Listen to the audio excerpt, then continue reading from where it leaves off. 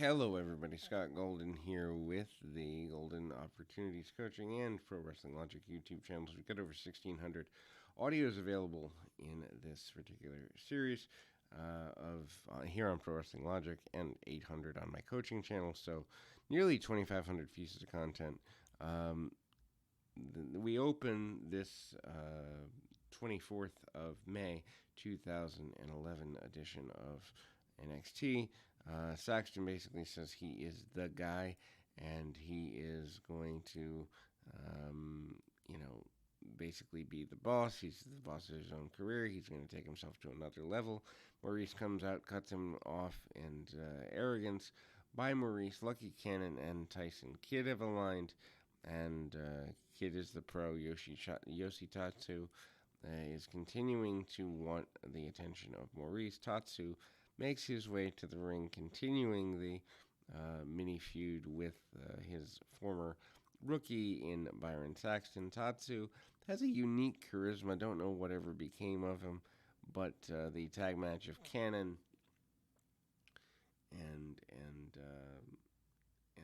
kind of friend there is not exactly where we want to go. They're still aligned, although that being Byron Saxton and Yoshitatsu, it's not on good terms. Cannon and Kidd are part of this tag match as well. Really basic stuff. Basically, the next several minutes, Kidd and Cannon cut the ring off on Yoshitatsu. Tatsu being played by Maurice, but he's unwilling to accept it at this point. Continues to play out over the next several weeks, which I'm sure we'll get to. Anyway, Tyson Kidd manages to stay on aggressively so on the wonder of the bit of the shove off, and ultimately things are back elbowed, and ultimately we see Tyson Kidd bring things down to wrist locks and hammer locks and other basic things along the way there. Again, the wrist locks are pretty consistent. Again, the wrist locks are pretty, just basically doing a lot of selling. Cannon comes back in and also stays on the arm of Tatsu. Surprisingly, Tatsu stays in for the vast majority of the contest. Not exactly in his best interest to be doing exactly that, but it is what it is as far as that is concerned. Spinning heel kick by Yoshitatsu and managing to get things going in his general direction. Not getting everything he wants out of it. There is an attempted suplex along the way, shove off, and ultimately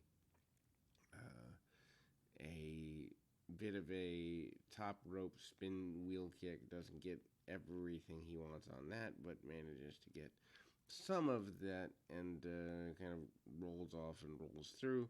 Doesn't go according to plan completely. Tatsu is down for quite a while here, and a tag off along the way. Ultimately, the attempted roll through is here, and Tyson Kidd manages to be a bit of a hookup there. Not everything he wants to get off of things, but manages to get where he needs to get and gets the submission or at the very last minute.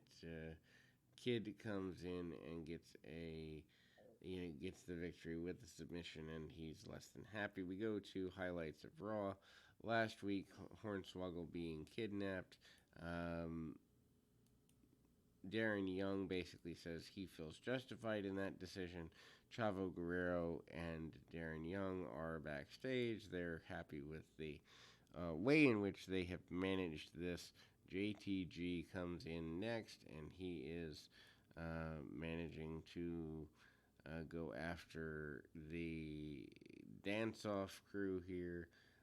Connor O'Brien comes in. O'Brien not exactly in the best of situations. JTG Manages to brawl with his man a little bit, doesn't get everything he wants on that, but takes him down, chin locks, basic things. O'Brien manages to come back to his feet, not fully cut his man off, but gets enough of things, and ultimately, kind of does the one-off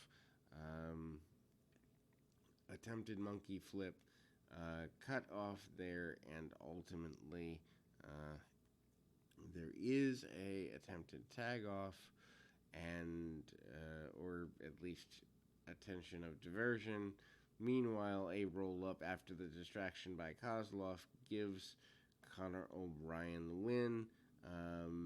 Apologies from Hornswoggle about or apologies from Titus O'Neil about the attempted or the successful kidnapping and absconding of Hornswoggle the previous week. We go to a no disqualification match between Titus O'Neil and Darren Young. Match is obviously overdone at this point. Clunkiness on an abdominal stretch from O'Neil to Young. They go to the outside of the ring. They brawl on the outside. Young and O'Neil kind of fight over the post. They fight over being on the outside. Match is super clunky, especially having seen so many of them before between these two.